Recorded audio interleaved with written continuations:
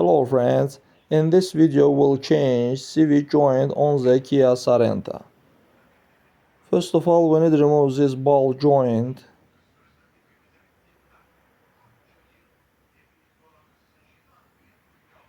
and after remove our CV joint.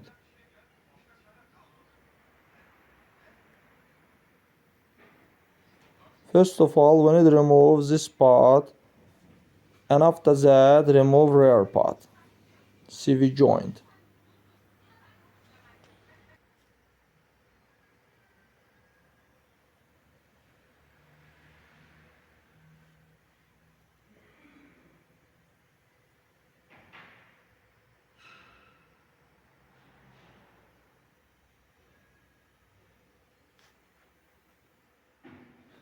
That's all guys, subscribe to our channel, put like and don't forget to put a bell so as not miss new video on the channel.